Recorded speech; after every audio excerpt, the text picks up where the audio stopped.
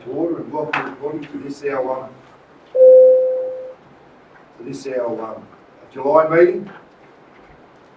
Before I do that, I do welcome Sarah and Nolene's away for a week, so Sarah will be kind to you today. Very helpful. Thanks for you coming in. Councillors, with the opening prayer, we give thanks for the contribution by pioneers, early settlers, and those who fought the various wars for the fabric of Tenneville community we have today. May the words of our mouths and the meditation of our hearts be accepted in thy sight, O Lord. Amen. Acknowledgement of country. I would like to acknowledge the traditional custodians of this land that we're meeting on today. I would also like to pay respect to the elders both past and present of the Junkable, Camilroy and Bundjalung nations, and extend that respect to other Aboriginals present. Councillors, obviously no apologies. Councillors, any disclosures of interest? No disclosures of interest. Confirmation of the previous meeting. Councillors, would someone who was in attendance at that meeting like to move that the recorded meetings or the minutes of that meeting be recorded as a correct and true record, please? Councillor Peters, I thank you. Seconder. Councillor Fawkes, I thank you. Yeah, well, I'll take that now, Councillor. Yeah. Thank you, Mr. Mayor. In relation to the minutes and the passing of the budget and the fees and charges, at the last meeting, General Manager Dave had said that, obviously there were questions about some of the fees, and he said we would do a review of them, but we just needed to pass it that day to allow the budget. That was correct. But that's not notated there in the minutes, but I just want to affirm that we are doing a review of those fees sooner rather than later, and he also said he would put a freeze on that new fee that had appeared on the Gates bypass, the $100 fee, which I believe is to do with maintenance of bricks. I want to affirm that is the case. Councillor, with respect, you want to, the particular items that you're mentioning, you want to note them so we can note them in our records? Yeah, well, you want to note them now, and I'll throw over to our senior staff, because can we come back and work through that in a workshop? Would that be a good thing to do? Okay. Cool, yeah. Through you, Mr. Mayor, it's actually forecast for the August workshop, so that'll be happening in the next 2 weeks, and that is currently underway, and the fee hasn't been charged as requested. That's good enough, so we're going to do it in the August workshop? But that's our intention, that's the program. Well, I think it will take more, so I was going to say, I think it will take possibly longer than a couple of hours at a workshop, so can I suggest we have it perhaps the day before the next workshop, the full day to go through all those fees? A full day? Or whatever it requires. It's a lot of fees. I will leave it up to Well, Councillor, what I'll offer to you, if we feel that we need a full day to go through them, At least well, how about we meet earlier in the workshop? The workshops, Saturday, what time we usually have our workshops? In the afternoon. Why do we meet at lunchtime? Would that be to go through? I'm actually absent the next one, so that's we can have the workshop the day before or a day after. Okay. I've got no issues with that at all, Councillor. Okay, so with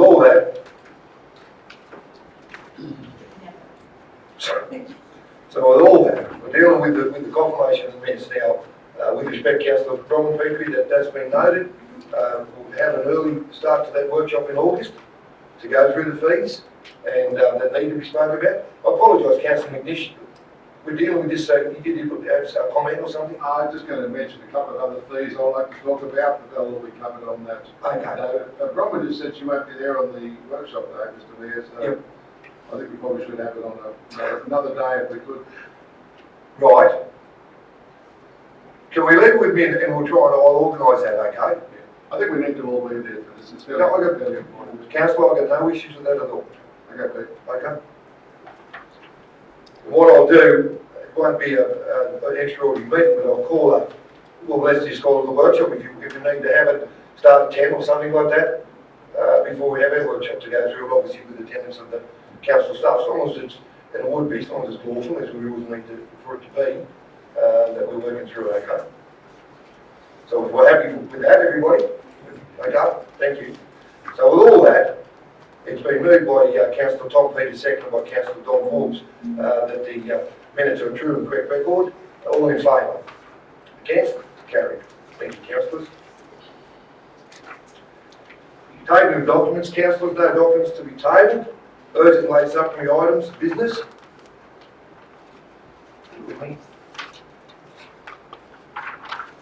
We have no community consultation, councillors, no Merrill minute.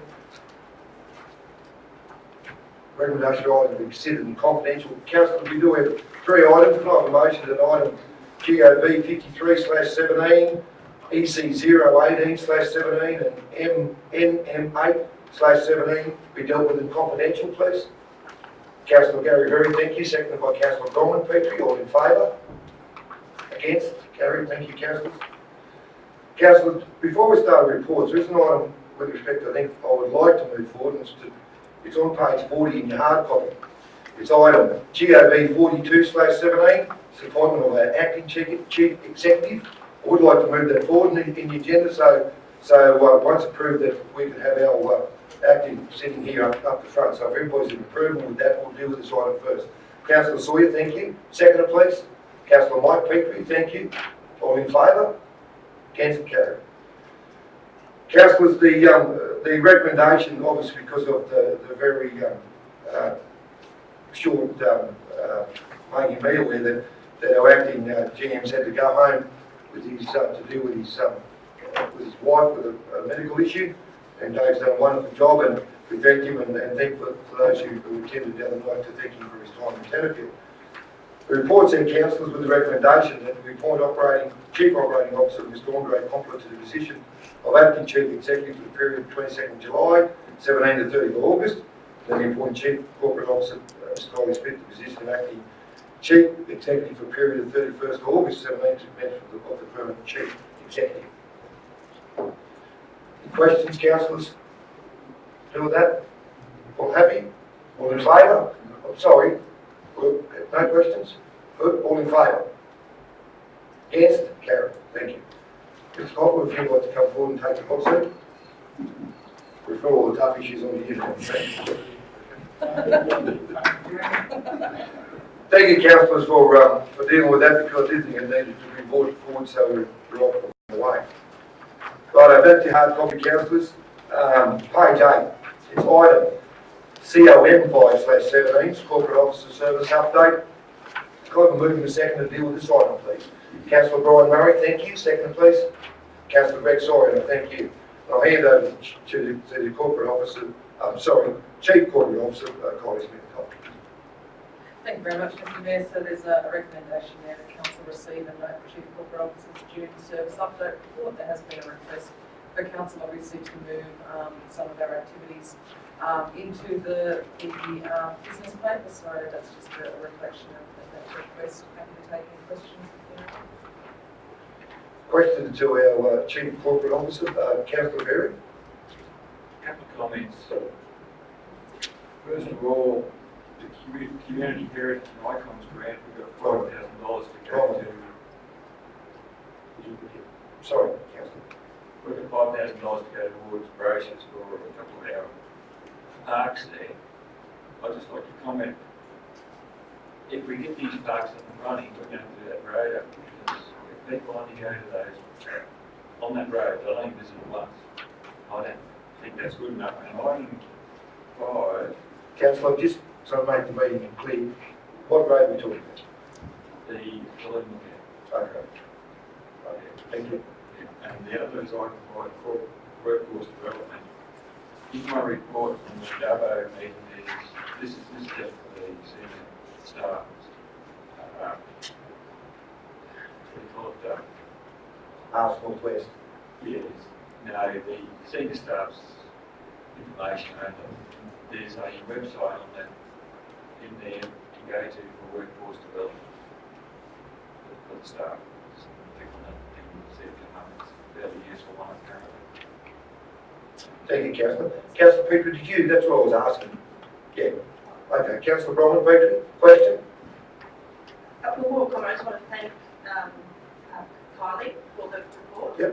It's very helpful to get an update of what is actually happening. listening. Yep. And I'm sure that the ratepayers will like that as well. I've just regarding the future towns activation. You will get a little advance notice of what's going to be happening with that branding day on the 9th of August, which is actually our next workshop day too. I can certainly ask the State Economic Development Officer to provide some more information to council and some details on that particular. And council, I could just add that the new business chain was very heavily involved in that. Yeah. So, and that when all that rebranding is announced, that's when that new skin will be put on the side out of Jennings with that new branding on. And some towns have already done theirs, and Tennefield is waiting for that to be announced. So that's all there. But thank you for your question. Councillor Sawyer. Thanks, Mr Mayor. I'd like to endorse Bronwyn's remarks about the report. It's nice to see the detail provided. My question is in regards to the Brisbane News campaign. Does it continue? Thank you for the question, Councillor. I'll have to take that one on notice, but I will provide information to Council for discussions with our tourism team. Well, once again, I can add to that, council, because of my involvement as mayor with the business chain, but those businesses, they're the ones who organise that, and it has been successful. I'm not sure at the moment, I mean, it is going well, but I think they've had a couple of businesses pull out of it, and I'm not going to share with you what I know, but I commend them on getting off to bums, they do, and to activate such a thing. It's something as a councillor we should be fully supportive of too, but it has been very successful. Thanks. Councillor Brian Murray. Through you, Mr Mayor. Can I ask, which newspaper are they advertising in the half-page newspaper in Brisbane? Which one is it? That I can't answer, councillor, I'm sorry. I can tell you can. It's Tim from the commercial.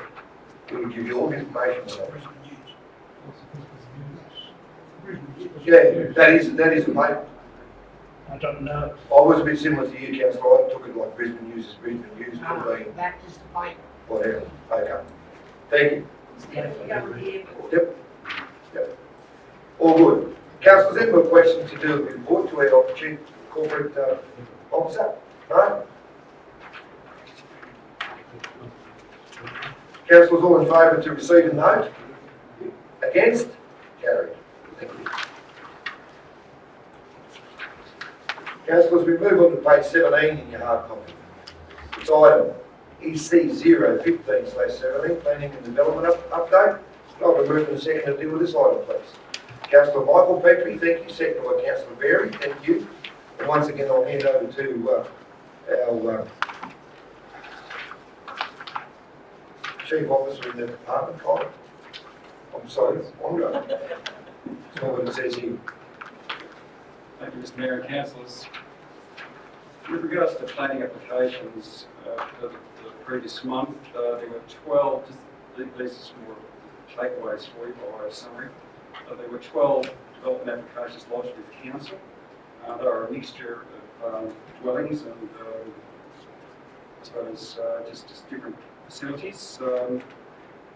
In terms of the determinations made under staff delegation, there were 6 of them, and out of those 6, we effectively achieved our time requirements, except for 2, and that really, those 2 particular determinations made under delegation, they were impacted by RFS and matters beyond council control.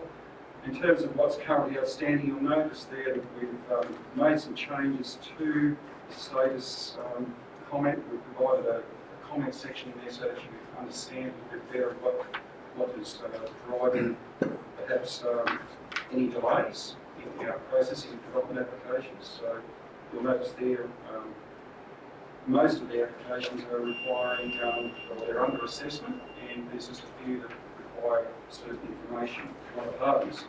I suppose the take of the real, I suppose, summary for all of this is on page 22. We did ask at the last meeting that we undertake some sort of graphical presentation to you to help summarise things. What I did know from the last financial year is that effectively development in this council has increased by 24% in terms of the value of developments in the last financial year. That, in simple terms, can be broken up as per the graphics there. And what we do note is that it would appear that development in this community is certainly on the increase, but is pushing more towards the, I suppose, just the well-being of the community, pursuing quality of life and lifestyle. So that's it in the summary. Member report to you. Thank you, Andre. Councillors, any questions, Andre, to do with the report? Councillor Tom Peters? Mr. Mayor, the question for Andre, the DA 061 bushfire shelter, what the hell is that? Okay, Sorry, Councillor, which one? On that on page 18? DA 2017 062. I'm sorry, Thanks. next one up. 061. yes, White Councillor. Rock Road, Korea. I can share with you. I'll let Andre go first. It's okay. It's okay, Mr. Burley.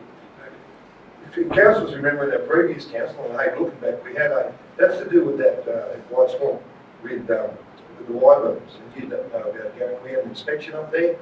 I won't say they were doing a common, but that's what it's about. Councillor, and the, to do with the bushfire shelter, obviously, they've had national parks there, and I'd say, I'm not saying it's a requirement there, but it's part of what they're doing with that development. And truthfully, I have no idea how it's going, how many blocks they've sold, or what's happening, but that's what it is. I thought it might fall right off the radar. No, not at all. They regularly attend, blowing every now and again to the Lagoon and do progress meetings, and especially to the road lines meetings. Yeah. Comment, Councillor? Mr. Mayor, they've been working well at their tourism development that will contribute towards the map we did for Edinburgh. So they are active. And if I remember correctly, you said they were going to do a bushfire shelter. I don't think it was necessary, but I think they're just going to do one for community benefit. For public record, because the meeting is recorded, I didn't mean anything about comment, or just, that's how I refer to it, but it's not, obviously. It's a multiple dwelling, so I apologise to the people involved. Councillor Brian Baker. Thank you, Mr. Mayor. I just note that even though the value of the developments has increased in the last financial year, you will see from the graph that the bulk of new development is in garages, carports and sheds, where the significant reduction in commercial industrial works, and a very slight increase in recreational tourism and a reduction in new dwellings. So I'd be interested to see how that trend continues. No, Councillor? Councillors, any more comments, questions to do with the report? No?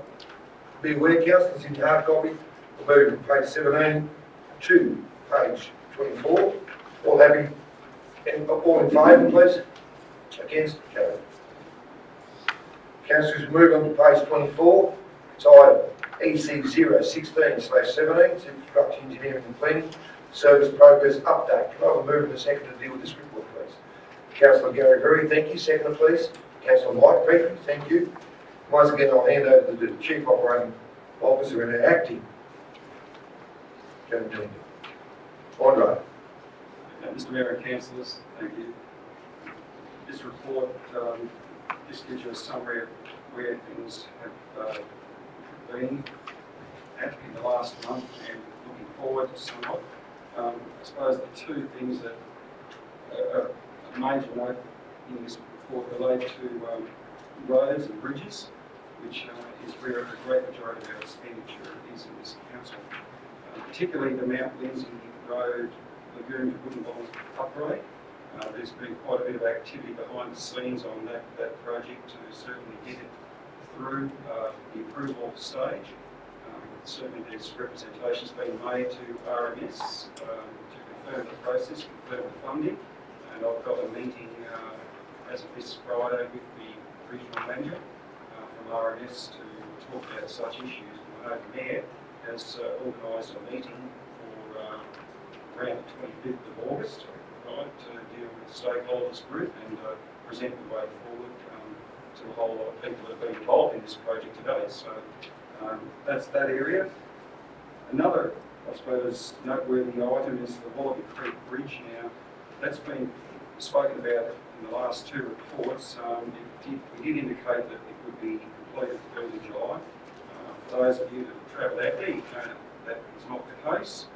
There's still works that need to be done on the deck, and it's perhaps enough to say that I'll need to bring to you some sort of detailed overview of the way forward in a workshop in August, just as to what is going on there to complete that structure.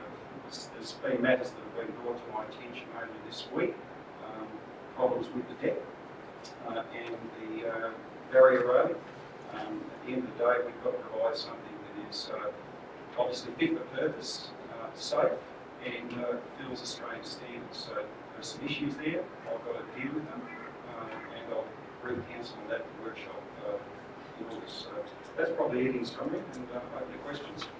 Questions to our Chief Operating Officer to do with this report. Councillor Berry.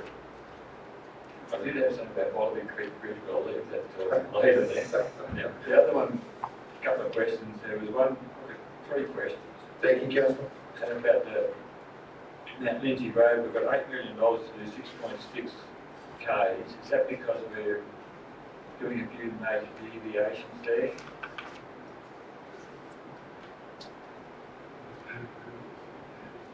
Look,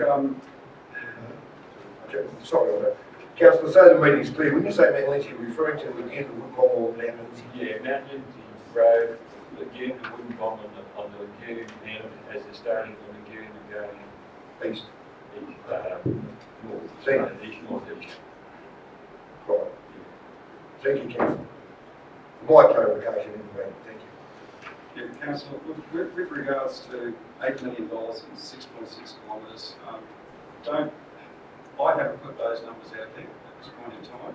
Right? There is numbers, revised numbers, revised estimates that have been put to RMS as part of the project proposal process, and I mean that's been as a consequence of myself and the works manager revisiting the project, having a look firsthand at the challenges out of those, that section of road. So it's enough to say that certainly at the stakeholders meeting in August, I'll be spelling out to the stakeholders group sections of road that we are looking at, the indicative dollars associated with that, and what we can expect for $24 million.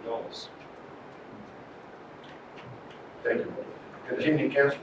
The other question was with item 3, community recycling. Is there any scope there for a community organisation or individual to actually set up a shop there and sell some of the saleable items that are done? Like we have in Southern Downs, a few of they've got an Endeavour workshop there selling stuff. I just wonder if we could use the same as reuse workshop. Councillor, look, I'm certainly not averse to something like that. What you're talking about has been done, any number of councils. I certainly Armidale have got which they basically call for expressions of interest and awarded I suppose, a right to do such to a party to effectively encourage more reuse. So look, that's certainly something that we look at in the future. And the other one was item 6, about the swimming pool. I think we need some work there. But would it be possible to get an infrastructure grant to do that work? Or the existing infrastructure rule out of the type of thing? With regards to grants, look, there are a lot of opportunities for grants happening across the board right now. We're actually being swamped by potential opportunities, and it's enough to say that look, to the extent that we can look at grants, we will. But I suppose time is of the essence right now, and the reality is we've got to make sure that we've got a tool that's functional for the season ahead. So we're looking at the problem, dealing with the issue, and certainly to the extent that we need to deal with finance in another way, but that would be council will brief about that in the future. Councillor McNish, you indicated? Yeah, Mr. Engineer, can I get an update on the Bellevue Road causeway? Is it on time? I hope it is. It's not about. Is it on time? Councillor, look, as far as I'm aware, what is in this report is current. I haven't been led to believe anything to the contrary, so I mean, it was envisaged that in August that project will be complete. So I trust I'm not misinforming you, but I can only inform you on the basis What are of they actually, day-to-day. what are they actually doing out there? Just replacing the pipe, or they're doing it at the Box bridge? culvert. Box culvert. Best again. Okay. Councillor Bronwyn, please. Thank you, Mr Mayor. Two questions. One is the time frame envisaged for the accessing the flood damage grant now that Tentford Shire has been added to the affected list, and also the time frame on the dam wall allocation of the new contract. That's the first question. One. Is that one question, Councillor? Oh, just time frame. Okay. Yeah. Thank you, Councillor. With regards to the flood damage funding, you'll be aware from last financial year there was some emergency works that were done consequent to the flood, consequent to the events of March, April, and the expenditure associated with that was seeking to get recompense for that, but also there was a legacy of CapEx that is going to have to be expended in the future to try and remediate problems that were created as a consequence of those weather events. So we are in the process of clarifying through RMS and the like, the NAPRA process, just in terms of who it is that we're supposed to be dealing with, the time frames for locking in various inspections and the like, and for receipt of monies for the recompense. So that is a work in progress. Once we clarify the timeframes and who it is we've got to drive this process through, I'll be able to elaborate more. Pertaining to the dam contract, we went out to tender, if I can call it that, getting revised pricing, updated pricing from the previous tenderers, or I suppose the second tenderer at least.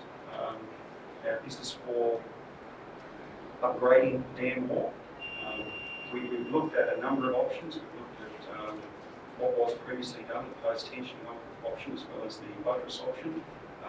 We are working through that detail now, and it's enough to say that ultimately I will have to bring, as part of the workshop next month, bring to you the way forward, because it's not as simple as you would like to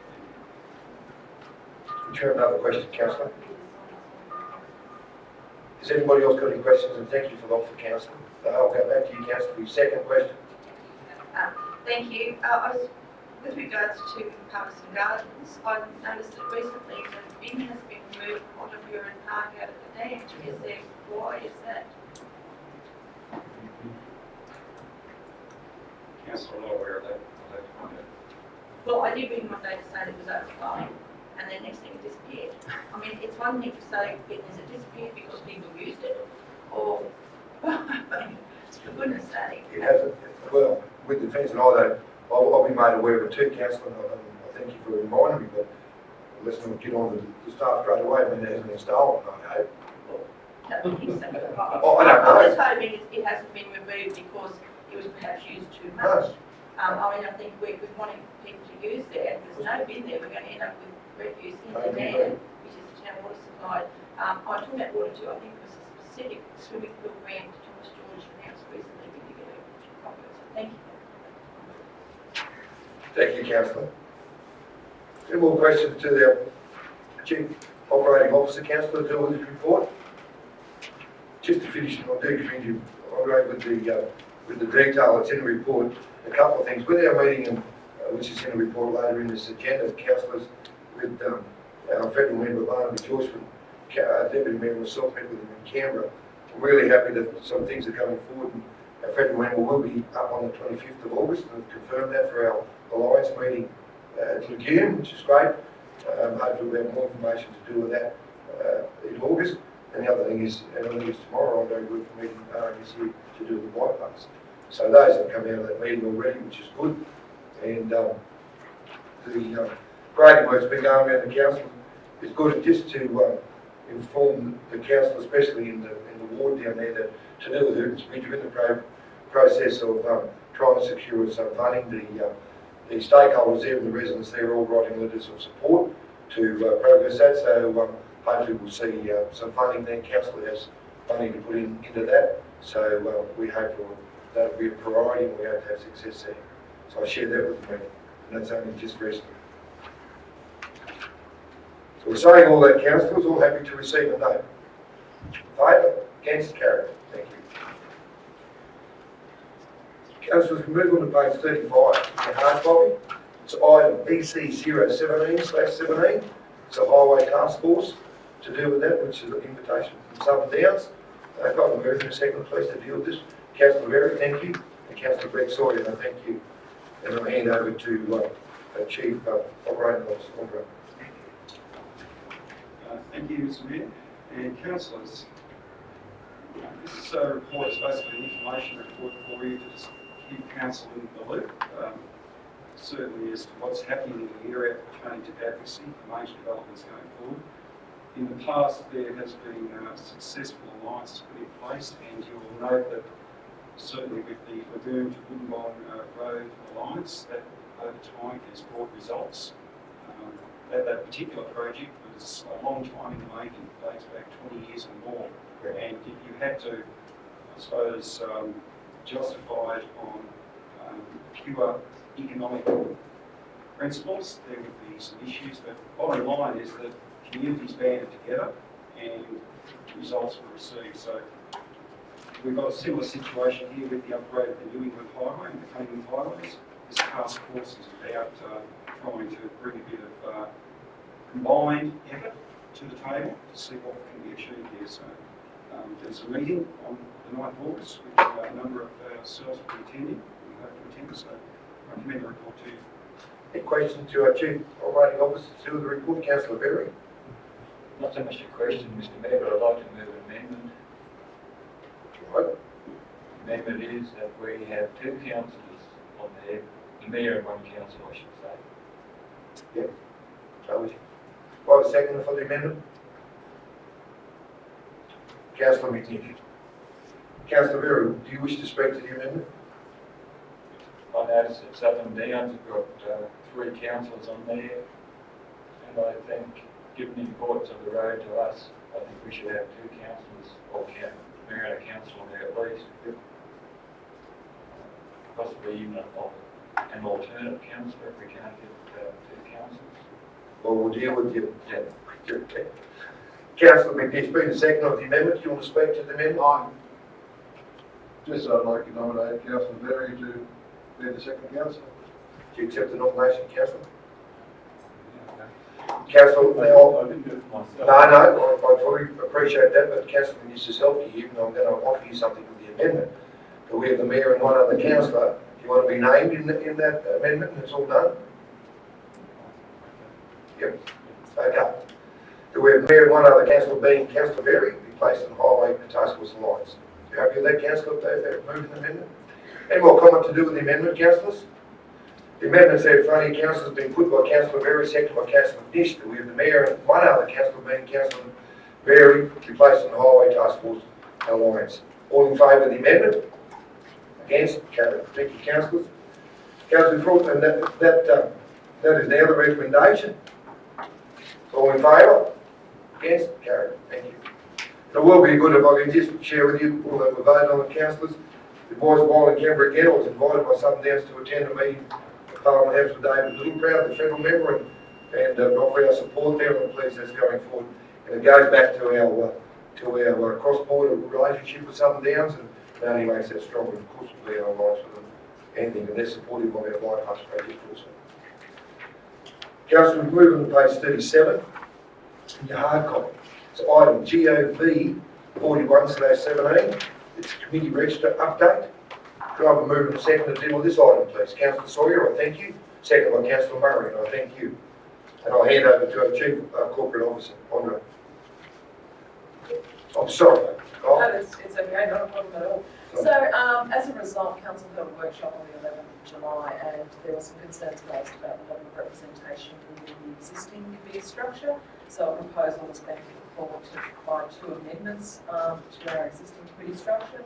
That is the inclusion of a Parks, Gardens and Open Space Advisory Committee and an Arts and Culture Advisory Committee. There's a recommendation there that council actually determines 2 representatives of these proposed committees should they meet with council's acceptance, and that we note the limited staff representation throughout the rest of the documents. Throw that open for questions and comments. Thank you, Councillors. The officer's recommendation is there.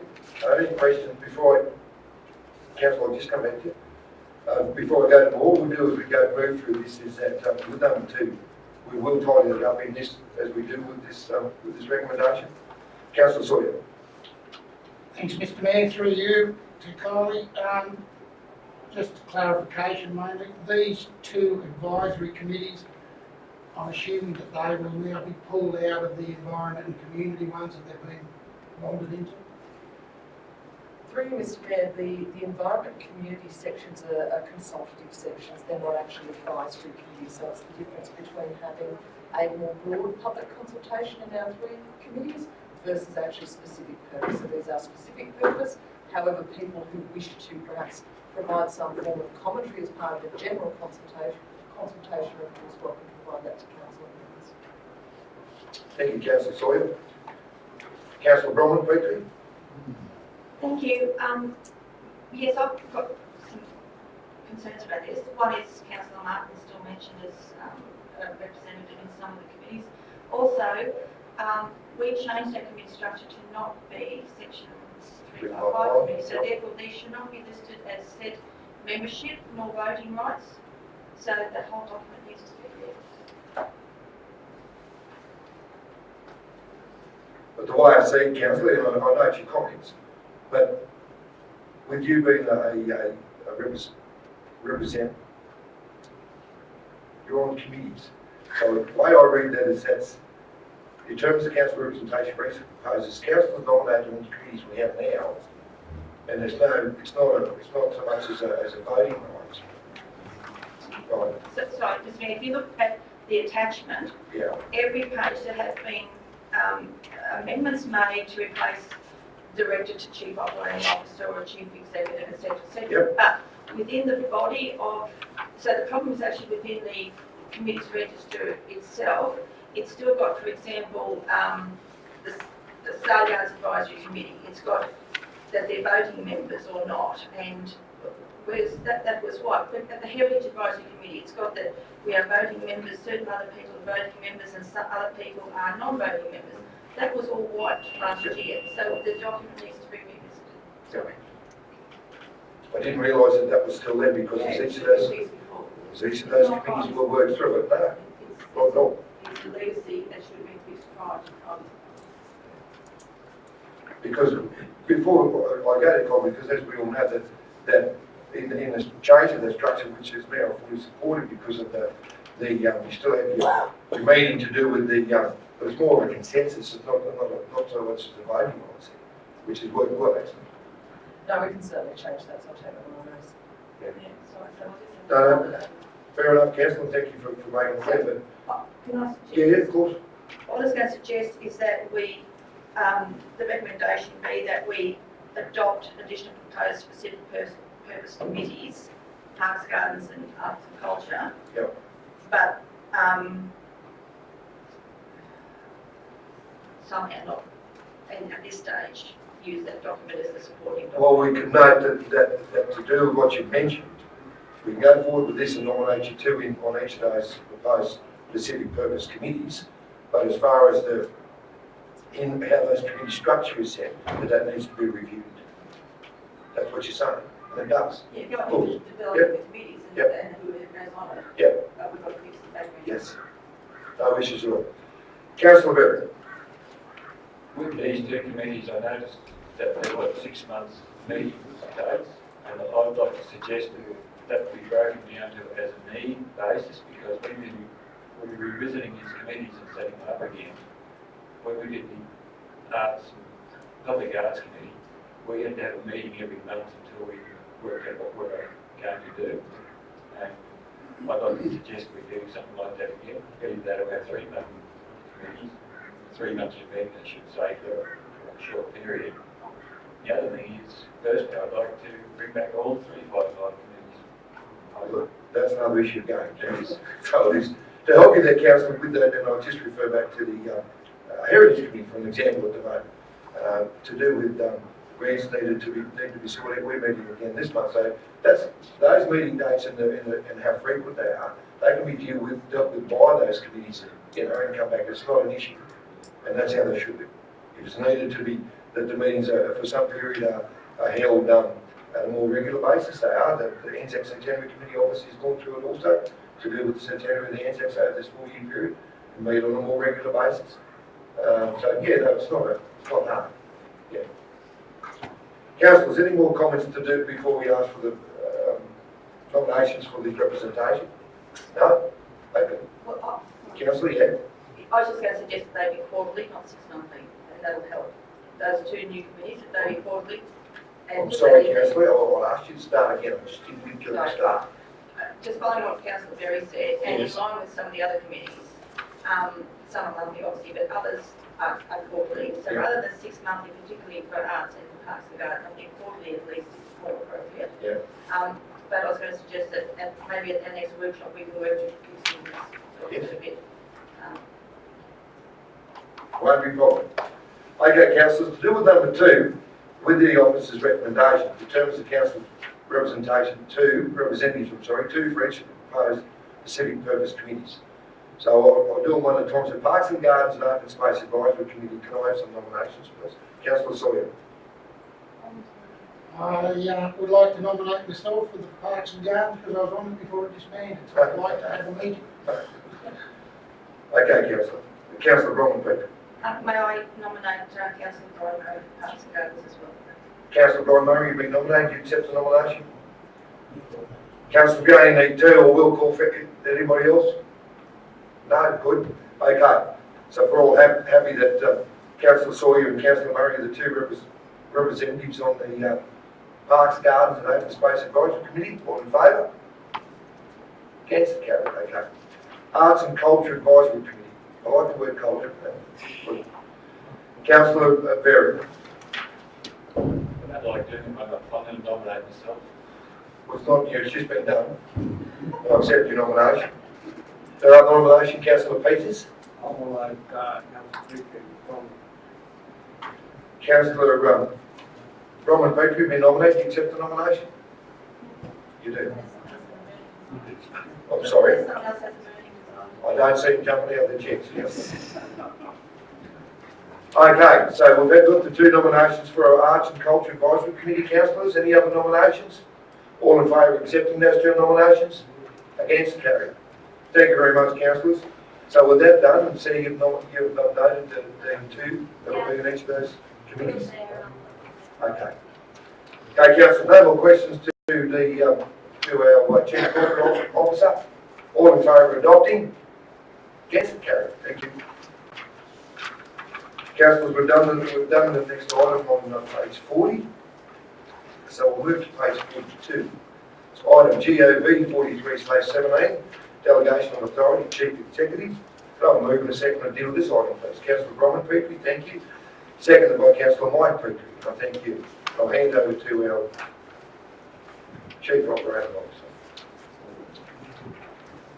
Mr Mayor, councillors, very short report because it's simply a procedural report to lock in a couple of things. One is just tidying up of the names to our document system, but more importantly, just ensuring that council has endorsed the delegations going forward for anybody that might be in an acting role when the chief executives or general managers go on leave.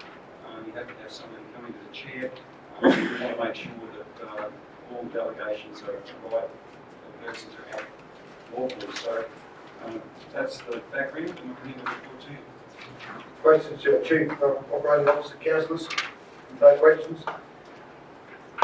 All All happy to accept in favour of the recommendation? All in favour? Against? Okay, thank you. Councillors, we move on to page 44 in your hard copy. It's item GOV 44/17. Local Government New South Wales Conference held between the 4th to 6th of December. Can I move in a second to deal with this item, please? Councillor Berry, thank you. Second, please.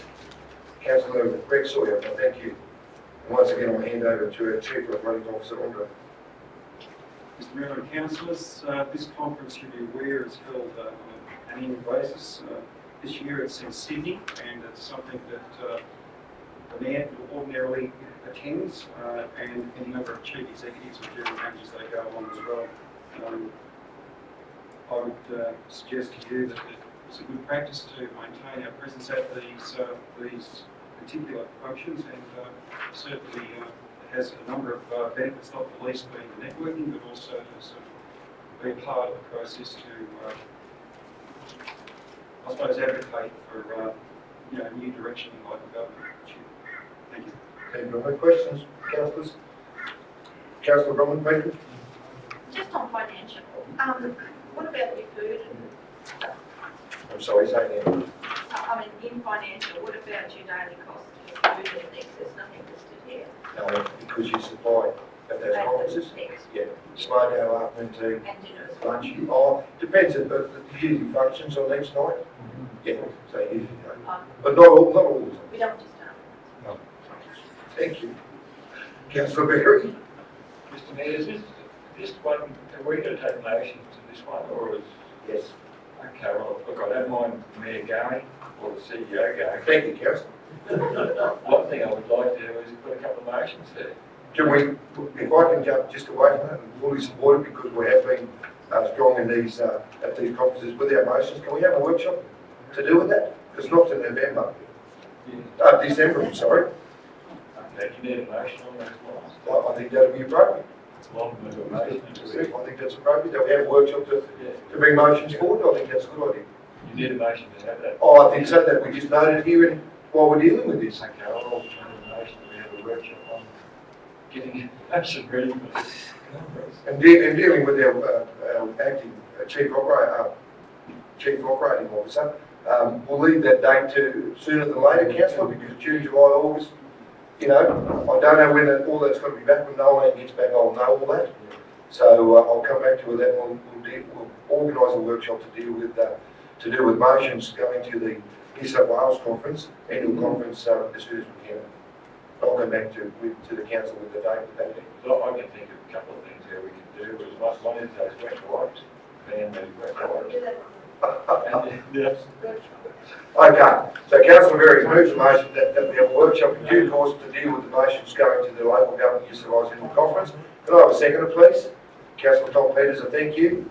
Any more debate or want to talk on that, councillors? All in favour? Against, carried. So that's just added into that report, councillor. Happy to receive the recommendation with the report, councillors. All in favour? Against, carried. Thank you. Councillors, we move on to page 46 in your hard copy. It's GOV 45/17 to do with the local roads transport conference at Albany, 6th to 8th of November. I'll move in the second to deal with this report, please. Councillor Bromwich, I thank you. Seconded by Councillor Murray. I thank you. And once again, I'll hand over to the Chief Operating Officer. Mr Mayor and councillors, this, similar to the previous report, deals with a conference. It's an annual conference. The one difference with this is that, as you know, local roads in Australia is where a lot of our money is spent, and more to the point, it's roads is what carries our transport network. This one particular conference is where the great majority of councils meet, and a number of things happen at these conferences. One is that there's normally a state of the assets report that's prepared and provided as to how asset management is going across the nation. Also, there's normally a number of resolutions that come out of those conferences to lobby the federal government on. So this is certainly of value for the Mayor and the Chief Operating Officer to attend these. I'll commend this to you. Thank you. No questions on road to do with the report, councillors. Councillor Bromwich, thank you. Thank you, Mr Mayor. I know we actually sent 3 people to the last one because of the proximity of Toowoomba. Do we normally attend every year, depending on where it is? Always in my time as councillor. Always. There's always attended, yes.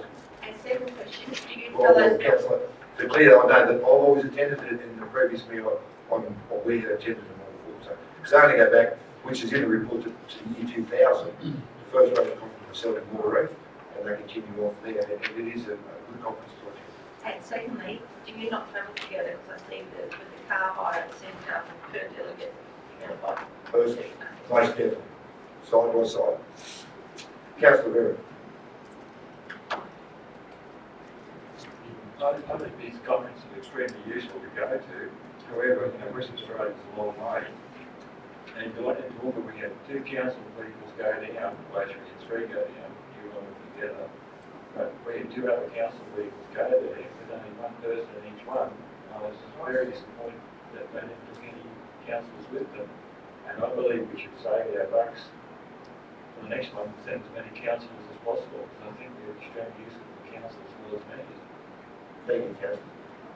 In defence of what you've just said, I think due to work commitments, because the engineer attended today, we presented, and to do with the general engineer, it was the same thing. So I fully take on board your comments and fully respect your concerns to do with finances, but I know that was why. Yeah. Okay, any more comment to do with the report, councillors? All in favour of the recommendation? Against? Carried. I want my name David against. You're against us going to this? Yeah. Okay. Listen to all of them. She's tough. Okay, we'll move on to page 48, councillors, in your hard copy. It's item GOV 46/17, to change the council meeting schedule to 16/17.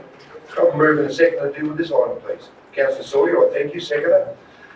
Councillor Gary Herring, I thank you. Once again, I'll hand over to the Chief Operating Officer. Thank you. Mr Mayor and councillors, back in September of 2016, there was a resolution of council which effectively indicated that there would be a number of council meetings at some of our other townships outside of Tenterfield. It was indicated that there would be one at Edenville, one at Torrington. As you know, we will be in the process of recruiting for a new chief executive very soon, and we're just mindful of the need to have councillors certainly available during that time frame. And so this is all about trying to just move the chess pieces so that we've got time available. There has been some consultation here with the Edenville community, and they're certainly amenable to transferring a meeting up there back in February of next year. So I would recommend the report to you as it is. Any comment or questions to our Chief Operating Officer, councillors? No? All in favour of the recommendation? All in favour? I'm sorry, Councillor Berry. Yeah, I will accept. Yeah. there is one problem. Go make sure the hall's finished. Right. Yeah, so I thought it was Well, that's a good reason to make sure it's finished. yes. And I know as we speak to them. So do we, because being February, we might know it's going to be finished over Christmas holidays or not, do we need an amendment to that because it was not finished?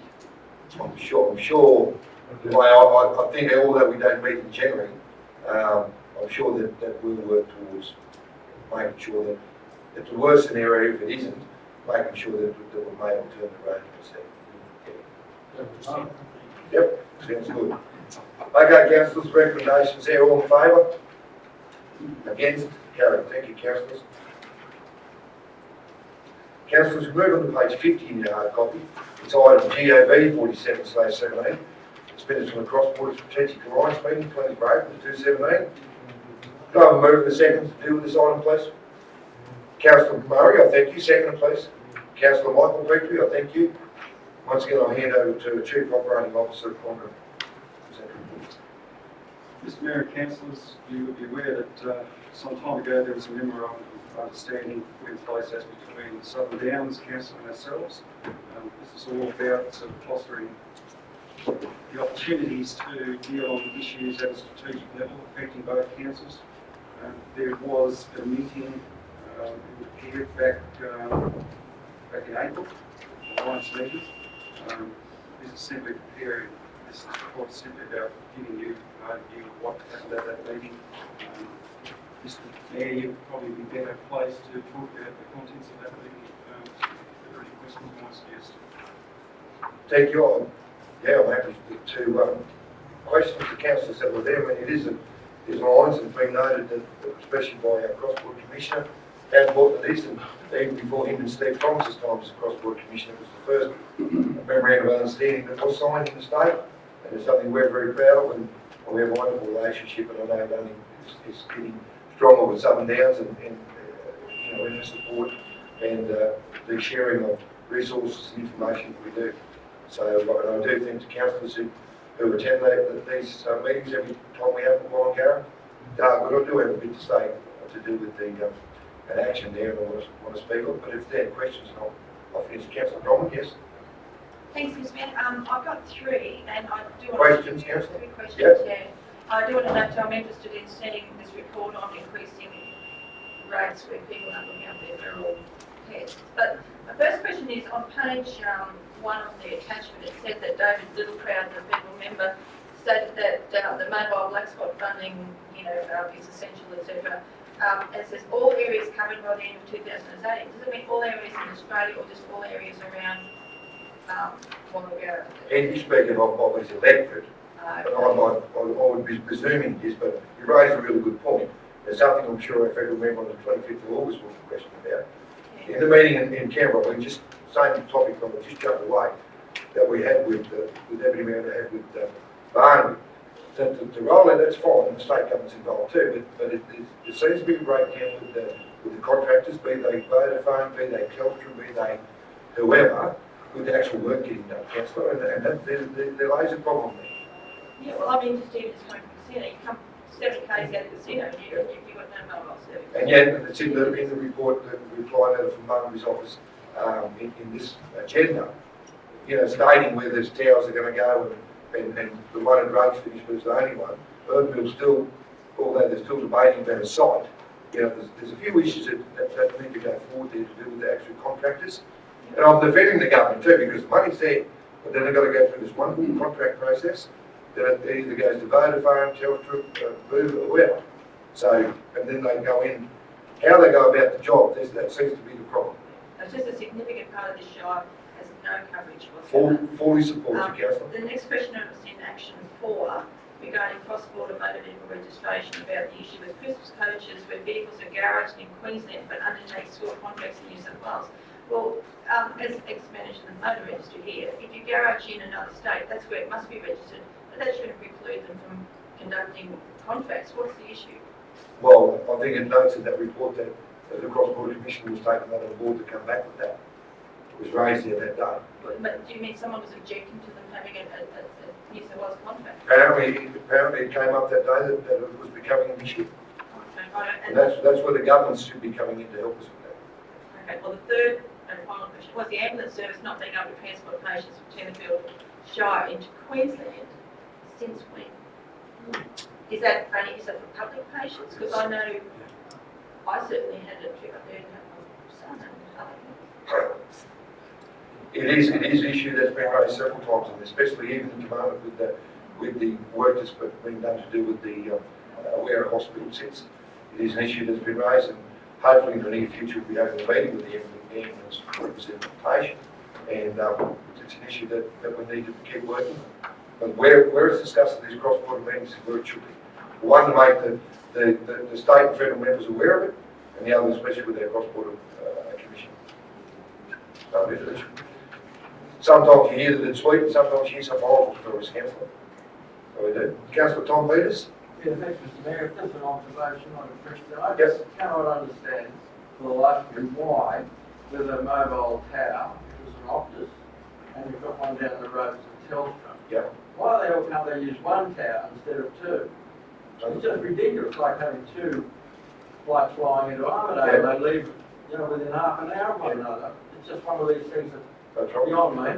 So if you see that, letter from Martin Joyce's office, and with that report to do with the Mobile Towers, Councillor Peters, it does, you know, with the different companies that are doing that work.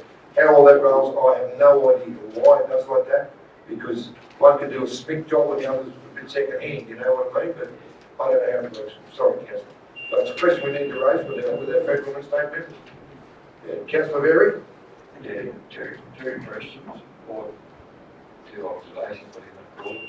With the dam scheme, Councillor McNichol and myself put out, we were supposed to put a submission into GHD where it was doing consulting work with Southern Down, and we couldn't do that at the time. Yep.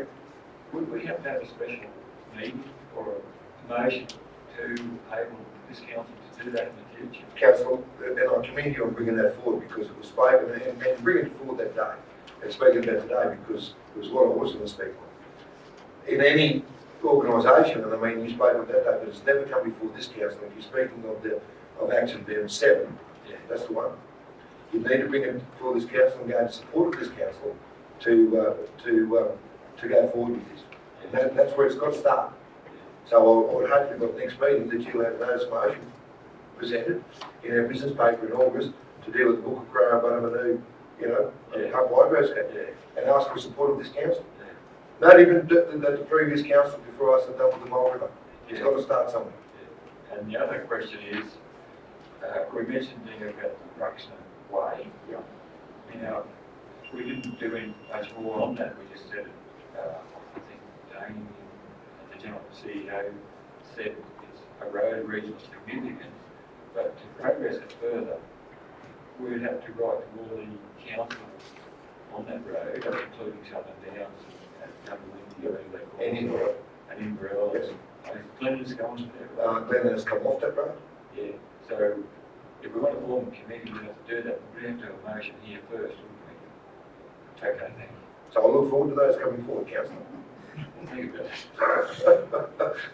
What I do want to mention about, and to stick on with the water security, Councillor Robin Petrie, and I'm not pulling you out of the crowd, but I see with the bit of coverage that's come from the New South Wales Farmers Conference in Sydney, that is it Chris Harch or a Hanger for the Premier's Department? Yeah, with the stuff, New South Wales Premier's Department. He was speaking about it down at your National Farmers to do with the water security projects would be considered by the state government, because there's funding there. Hanger, is it Hanger? H-A-N-G-E-R, no, it wasn't, I thought you were there. You should pay attention. I'll show you the media release today. No, I'll show you the article. I'm just interested because it was there in the state saying that, and I've been very supportive of this councillor, as I was at the National General Assembly, for supporting that scheme that's in the report. But while the governments are awaiting funding about to progress with this, we need to be proactive as a council and say that we want to see something done, especially in the local area. Yeah, I said for the Commons exactly 2 hours on the first morning, when we appeared in there. But certainly haven't seen on the agenda. The other thing that came up as well was Telstra, not just Telstra, but mobile coverage, which I'll also might be report back to the council regarding roaming, no matter who owns the tower, that whatever service provider you're with, certainly something New South Wales Farmers has pushed for. Yep. So, you know, some places your Telstra phone works, but you I'll just one way or your mobile phone works. And that's what they're saying, no matter, it should be like New Zealand, wherever you are, you can log into whoever's town, so it's with that thing. Anyway, but good conversation, councillors, and to go back to how important these cross-border meetings are, they are. And I think council will continue to be supportive of it. It's just all about building relationships. So I thank you. Councillors, any more questions or comment to do with the item we're dealing with? All happy to receive a note? Cancel, carry. Councillors, you want to break the smoker? Yes. Break the smoker. Okay, councillors, we'll bring our meeting back into order. As always, thank you very much for enjoying morning tea with our public gallery and the staff. It's always good. So, councillors, we'll bring the meeting back to order and we'll go on to page 52. It's to do with our finance part of our meeting. We're on item GOV 48/17. is Finance and Accounts. Can I have a move to second here, please, to deal with this item? Councillor Brian Murray, thank you. Seconded by Councillor Greg Sawyer. And Andrew, welcome to our meeting as always. And I'll head over to Andrew as acting Finance Manager. Andrew, will you present the report? Good morning, councillors. The report is before you. As you can see from the investment sheet, we have $12.5 million in various investments. I think what's important to note is that it's been supplemented by $2.2 million of federal assistance grants monies, which were received in advance by the council. The impact of that, of course, is good for our bank balance, but over the coming year we'll still get 4.4 that we expect, but we'll only receive 2.2 over the next financial year. The impact of that is that it means that we'll have $2.2 million less at the end of the year, and we'll have some impact on our underlying surplus unless we receive another top up at the end of the year in the same manner that we received this year. Of course, the benefit is that we'll help this year's end of year financial result. Andrew, before I do ask questions to do with the report, I do want to note your comments there, and that's been noted across the board by all the stuff, the timing of that money being let go, because it has been an issue with plenty of councils, so thank you for noting that. And it brings our councillors into speed with what we're dealing with, as mentioned later. Councillors, any questions to Andrew to do with the report? Officer's recommendations there, all in favour? Against, carried. Councillors, we move on to page 54. It's item GOV 49/17. Postal expenditure report. Can I have a move in a second once again here, please? Councillor Berry, I thank you. Second, please. Councillor Tom Peterson, I thank you. And once again, I'll hand over to Andrew to present the report. Thank you, Andrew. Thank you, Mr. Mayor. Again, this report refers to the capital spend during the year, and there are 4 items that are highlighted specifically in terms of over expenditure. One being the road renewal on gravel roads, the Mount Lindsay Road, the dam wall, and the medical cost of the dam wall construction cost. I'll deal with the road renewal on gravel roads first. This all relates back to storm damage that was done earlier in the year. At the third quarter review, we added an additional $150,000, believing that would be sufficient to see it through to the end of the year. Unfortunately, it would appear that there's been further expenditure that has been incurred after that date, and is likely to be from an under-assessment of the costs that we thought would be incurred. The Mount Lindsay Lagoon Road, as explained, the material used wasn't deemed suitable, so that's an additional cost. The dam wall has exceeded budget, and as the management costs, they do relate to the termination of the contract. My understanding is there is some contingency within the overall project, which of course stretches over a number of years, not just this particular financial year. So it's hoped at this stage that the overall project, pending new tenders, will still fall within the original budget. That said, the other thing that's important to note with these is that these figures are at 30th of June. However, we still are accumulating costs for the end of the year process, because part of our reporting requires that we apply invoices for works that were incurred prior to 30th of June. That can take up to 2-3 weeks before those finally come in and get out to the overall cost. So you may find that these figures may vary still a little due to those end of the year adjustments that need to be done as part of the financial process. Thank you, Andrew. Councillors, questions, Andrew, to do this report? Councillor Berry? Don't have any, Councillor. 2 questions. Yep. With the gravel roads, are we going to get any blood money compensation for that, or is that out of the question? I might refer you to the Chief Corporate Officer for that one, Councillor Berry. I can make comment too, Councillor. Or the Chief Operating Officer, it's, I think Richard, Andre's actually alluded to that previously, Yeah. About where we're up to with the NDW networks, and he's looking, so that's essentially one of those questions will be answered. If I can comment, Councillor, referring to the last flood damage, and a detailed report was given. Yes, we have been included in that damage, and that speaking about something that I shouldn't have been, Councillor, need to be, we put in a claim for $3.2 million. So we have been included in that funding, but as governments work, we wait for that funding and then ongoing people will ride along for that funding to come through. And the other question was about the dam wall. Did the state cough up any of this extra funding, any fund to cover our extra costs there, or is that all coming out of our budget? Through the chair, that is something that I am investigating at this point in time. I mean, I've got a meeting this afternoon with my management team, the water space, to discuss just the subject that you are talking about. It's one of the issues that's on my radar. Normally, when you have projects of this nature, the state normally comes up with a certain percentage, but they lock in their contribution based on an initial estimate, and then normally, if you have a project overspend, that comes to council's account. I'm not sure whether we are in that situation or not, so to be confirmed, councillor. And if I can, with respect once again, come in and mention figures, and we all know that the dam wall project is a $7 million project, 3.5 of that's from government, so I hope that sort of clears the air with that bit, but Andre will come back to us with the progress report on that. We'll go to Councillor Bromwich, Councillor Peters, and I'll come back to you. Councillor Bromwich? Thank you. Two questions. With regards to the dam wall, the overspend there under item 3 is higher than what we were first advised as a December or whenever we made that decision. And secondly, the fixing country roads, Mount Lindsay Road, what exactly happened where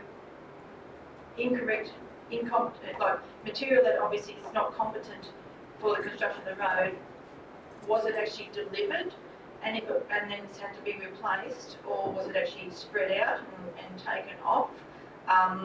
Who is accountable for this, for providing or accepting material that is not competent for the purpose? Through the chair, councillor, I think just appreciate where we are with regards to this. This rehabilitation, it was about just making good in a situation of emergency circumstances. It's about getting your road network going again. In circumstances like that, time is of the essence, and quite often councils they will look at what they can use as opposed to what's ideal. So may I suggest to you that this was all about time getting things open in a timely manner so that the community is, the impact on the community is limited, and ultimately the responsibility comes back to ourselves. So the material was actually put on the road and it's since been removed and replaced with more competent material, is that correct? I'm not 100% across that. I've just been led to believe that there's certain works that were done, and to the extent that they need to be upgraded or revised, revamped, however you'd like to say it, that's something to be confirmed. Well, can you provide us with later confirmation as to whether, I suppose what I'm getting at is, did we request the supply of certain material and then used it and then found later that the material wasn't up to spec? Or did we request the material and due to time constraints accepted something inferior to what we would normally use? I would just appreciate a bit more information considering it's nearly $90,000 worth of overspend as a result of it. So just a bit more detail would be appreciated. Thank you. Councillor, I can add to that, with the challenges in that area. We've been in conversations and mainly to do with the two contracts we had. With the material they've got there to start with, it's not good. So they do need to do a lot of work with mixing materials they use on that road to make a better road base. And that, at the end of the day, that is what we're doing there. And it has been acknowledged. And I could refer back to the Dowman part when they done that. And then they struck a dirty great big spring, which I thought was a good thing before they sealed the road, but it turned up then, not later.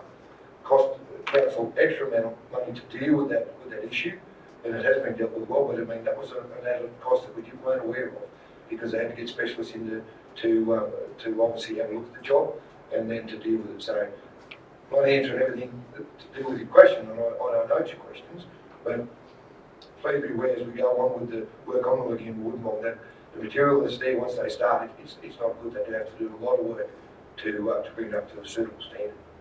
I mean, Yeah, spring, right. I don't care, you know, Yeah. spring happens as unforeseen circumstances, but I want to know were we supplied with an inferior product to what we requested? Yep. Or due to other circumstances, have we used inferior material which has then been removed and had to be replaced at nearly $90,000, which was it an avoidable expense? Well, it could be, and as we go on with the sections of those roads, please respect some of my personal people who know the road well, that you know, I commend the contractors. It's a tough job that deep, and they're doing everything they can to use the best products they can, especially when they're mixing it, the materials that they're using at the moment to do the job. But it could be a part of both of your questions. Okay. Councillor Peters. Thanks, Mr. Mayor. For the dam wall upgrade, the previous contractor used Chinese steel and wasn't suitable. Was going to. Was going to. Well, how far are we along with that project? Are they going to rip any of the previous work that the contractor did before, or hadn't it started, or what's happening? Through the Chair, Councillor, at the end of the day, the work that has been done is valuable, useful work that will contribute to the final solution. A lot of the work that was done was at the foundation level, early works preparation. We didn't get to the stage of doing the pre-stressing process. So, you know, the Chinese steel that you talk about certainly never made it into the structure. So, what that is, nothing to be concerned about there. Ultimately, we will use and constructively apply what has been made available. To support your question, Councillor, I mean, when that was brought to this council with the issue that was out there to do with the previous contractor, I would never stand away as mayor on this council with the decision at the time to crack them off, and because they were going to use inferior material, which this council would have paid for, you know, into the future forever. So we made the right decision, and we need to be supportive of our staff and especially our senior staff as they deal with this, because it's not going to be an easy one to move forward, but we will get there. And we'll get the right contractor and the right material, and we'll have a damn wall that we can be proud of again. Move away from COVID. The tender acceptance Sorry, Councillor. that meets the accepted Yes. tender specification. Yep. But with respect to our senior staff, they are the ones to deal with that and bring it back to us and we deal with it. Okay? Okay, councillors, any more questions to do with the report? The recommendations there, all in favour? Against? Carried. Thank you. Councillors, move on to page 57 in your hard copy. It's item GOV 50/17, report on loan balances. I once again ask for a move in a second ahead of deal with the report, please. Councillor Rowan Petrie, thank you. Second, please. Councillor Gary Berry, thank you. And once again, I'll hand over to Andrew, our acting finance manager. Thank you, Mr. Mayor. What you have before you is the summary of our loans, the frequency of our payments and the end of year balances.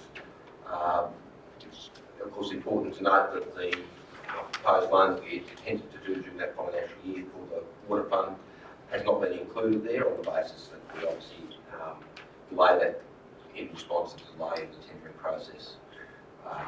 Though we would expect that will be added to our loans sometime during the current financial year as we're in a position to understand our funding needs. Thank you. Questions for Andrew to do with the report, councillors? No questions? Recommendations there, all in favour? Against? Carried. Thank you. Councillors, we move on to page 59. It's item GOV 51/17, correction to order availability charges for non-residential users. Can we move in a second here once again, councillors, please? Councillor Murray, I thank you. Seconder. Councillor Sawyer, I thank you. And once again, I'll hand over to Andrew to present the report. Thank you, Andrew. Thank you, Mr. Mayor. This report's come up as a result of starting to set the rates for the coming financial year. During that process every year we go through a number of steps, including checking out rates and charges against the operational plan and budget to make sure that obviously what goes in the computer is compliant with what council passed as their resolution. as a consequence of going through that, it became evident that a line that had been previously in all the other operational plans over the years, the budget was missing, and the line that specifically relates to for our non-commercial water charges that was cancelled, and council's intention, as I understand it, to ensure that commercial users don't pay less than their availability charge than residential users. And there would normally be a line that would state that. Unfortunately, it was left out, so when council passed it, officers didn't have the ability to charge at a rate that was the equivalent to the residential charge. So in order to improve that position and not lose the $60,000 out of the water fund that we would otherwise lose, what we have proposed is a water equalisation charge for the 3 pipe sizes that would otherwise fall below the residential rate, and to have that charged moving forward so that the users of the non-residential users pay something similar to what they would otherwise have paid should that line have been included in the operation plan in the first place. So I commend this report to you. Invite questions. Questions to Andrew to do with the report. Councillor Bromwich, Petrie. Thanks, Andrew. Just with regard to it, I just don't quite follow how, if the residential charge is, you've got the 152.99 for 20 millimetre, 239 for 25 and 391 for 32, and we end up with a decreasing price in the non-residential down to only $12 for a 32 millimetre one. I just don't quite follow that. Or is that a balance, the gap between the two? That's to balance the gap, Councillor Petrie, because what we can do is obviously charge them, for example, $157, I think it is, to do with the 20 mil pipe, and so the 190 is the supplement that will bring it up. Now we can't unfortunately charge the entire amount because of the time of putting the fees and charges out to the public, which is what this report recommends today, and then receiving submissions. So by the time council gets around to being able to put that into place, we'll only be able to start charging from the second quarter onwards. So for fairness purposes and to ensure that our the right parts aren't unfairly slugged, we're going to lose 15,000, and it's obviously going to be a lot better than 60. And obviously we'll make sure that the next budget this error is not covered. That's why I can get that up. Thank Thank you. you, Councillor. Thank you, Andrew. Councillor Green. Looking at that table, the anything greater than 32 mil must already be right, is it? That's correct, Councillor Berry. That they are at a rate that's higher than the 408. Thank you, Andrew. Councillors, any more questions to do with the report to Andrew? No more questions. Officer's recommendation is there. All in favour, councillors? Against? Carried. Councillors, we move on to page 62 in your hard copy. It's GOV 52/17, related party disclosure policy. It's a draft of new policy that we've been dealing with. Can I move in a second, please? So we deal with this. Councillor Gary Berry, thank you. Second, please. Councillor Michael Petrie, thank you. And once again, I'll hand over to Andrew to present the report. Thank you. Okay, Councillor, thank you very much, Mr. Mayor. As you will recall at our last meeting, this was brought to council for adoption for display. Since then, this policy has been put out to display and for public comment. We received one submission from Cheryl Jarks, and she made a number of points which I've included in my report. And I've made comments around the comments that she's provided, and have made that minor change in relation to the year as she indicated in her submission. Any questions, councillors? Thank you, Andrew. Questions to Andrew to do with this report, councillors? No questions. The recommendations there. All in favour of adopting? Against? Carried. Thank you. Councillors, that's the end of our to do with the open council reports and our governance. We start with the reports of delegates and committees. The first report is to do with the Sir Henry Parkes Memorial Joint Management Committee. It's RC9. Thank you, Andrew. It's RC9/17. The report presented by myself, so I'm happy to move that, councillors. Can I have a second, please? Councillor Sawyer, I thank you. Have you taken any questions to do with the report, councillors? No questions? All happy to receive and note? Carried. Moving to page 71, it's item RC10/17. It's to do with the report from the Country Mayors Association. And once again, report from myself, so I'm happy to move that. Got a second, please. Councillor Berry, thank you. Have you taken any questions, councillors? Councillor Berry. With these conferences, Mr. Mayor, has anybody ever mentioned, you mentioned the Inland Rail there, has anybody ever mentioned the Cunningham River Council's proposal? We were part of Cunningham River Council, going back quite a few years, for the rail to leave Bromelton, come up version along Mount Lindsay to Warren to Killarney and use the existing corridor. Councillor, are you referring to the Country Mayors Association? Yeah. That's only New South Wales. Yeah, but still, the August Cunningham Group of Councils and then extends right through to Armadale, I think, or Canberra, maybe it's nice. Well, in my time with the Country Mayors, I've never heard of it spoken, but happy to take it forward if you wish. Oh, no, I just wondered, Mr. No, fair. Welcome to take it forward. No, fair question, because someone might know about it, there's wise at the meeting around before that, people I can tell you. Yeah, it goes back a few years, but not that many years. Thank you for raising that, councillor. All questions, councillors? Happy to receive and note. All in favour? Against? Carried. Councillors, we move on to page 72 of your hard copy. It's RC11/17. It's the Sunday of the National General Assembly. It's the Regional Corporate and Development Forum. And once again, a report by myself, so I'm happy to move that. Can I have a second, please? Councillor Sawyer, thank you. Questions, councillors? No questions? All happy to receive and note? Favour? Against? Carried. Councillors, we move on to page 73, which is report item number RC12/17. It's National General Assembly, the actual conference that the Deputy Mayor and myself attended, so I'm happy to move that. And a second, please. Councillor Bromley, thank you. Before I present the report, I do thank you, Councillor Sawyer, for your attendance and interest over that. It was a long journey to Country Mayors and then to the National General Assembly, so I do thank you for attending the meeting at the Parliament House with our federal members, so I really appreciate that. And I know you did, and I hope you got some good information out of that, so thank you, Greg. Councillor, if I can speak on this moment, and why I put the motions that we're involved in down there with what we seconded and things of interest. And I have noted, especially to do with from the Toowoomba Region Council, Paul Antonio was going to visit our shire early in August.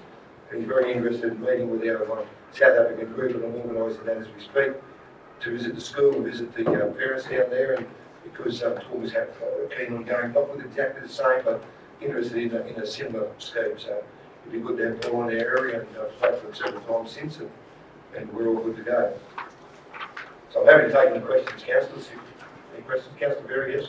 Suggestion that you meet with Mayor Antonio, suggest to him that Franklin Hilton study on the Clarence, including the dam on the Maryland, which was feasible to put through to the Contamine, which would be useful to Toowoomba. I think Antonio may be aware of it. I do. With that visit, councillors, the councillors, I haven't got a confirmed date. I know it's the first week in August.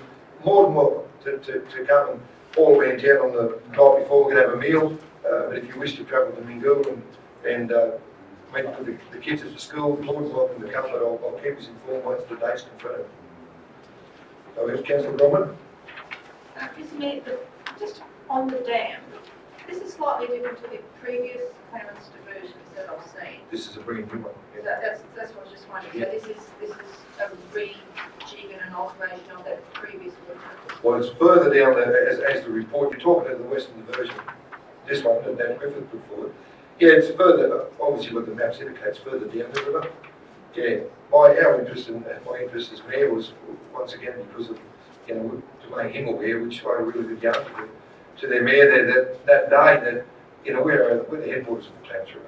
It means everything, and I thought it was a good thing for, as is said in this council, but for debate alone, to second it so it gets up. And there wasn't a lot of debate, but it was supported really well, actually, this one. So I'll take your question on board, councillor. Any more questions, councillors? Just to do with in the letters published in the councillors with our meeting with a federal member, a few things that are already, which I mentioned already. I commend Barney on being a driving force there, that obviously with the meeting to do with the Mount Lindsay, the Lagoon of Woodmore, I'm sorry, that's locked in the 25th of August. A meeting tomorrow with the RMS to do with the bypass.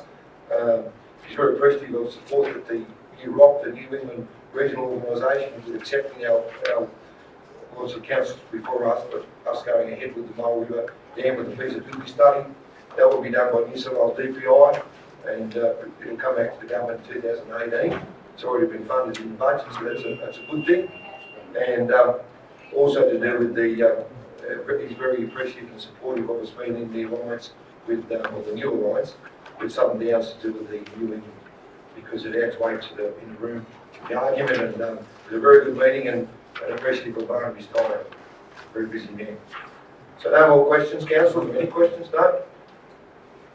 So all happy to receive a note, all in favour? Against? Carried. Thank you, councillors. Councillors, we move on to the item on page 88 in your hard copy. It's RES 6/17. It's our council resolution registered July 2017. Come move in a second here, please, to deal with this item. Councillor Tom Peters, thank you. Seconded by Councillor Roman Petrie, thank you. I'll hand over to our Chief Operating Officer on put you on the spot, mate. Okay, councillors, you know where this report comes from. It's provided on a monthly basis. So the resolutions in there will be split evenly between the Kylie's area and my area.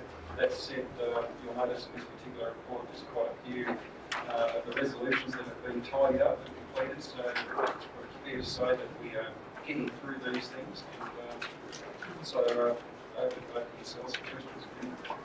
Any questions to our acting Chief Operating Officer to do with the resolution register? I do think, Your Honour, it has been a good move for this current council. It keeps us up to date, especially with things that are there, and that's what the council should be doing. Excuse me. No questions, councillors? All happy to receive a note? Against? Carried. Thank you. Councillors, would someone like to move that we move into confidential? Councillor Berry, thank you. Second, please. Councillor Sawyer, thank you. All in favour? Against? Carried. So we move into confidential. Your attendance and participation, and the meeting is ended. Peace and harmony.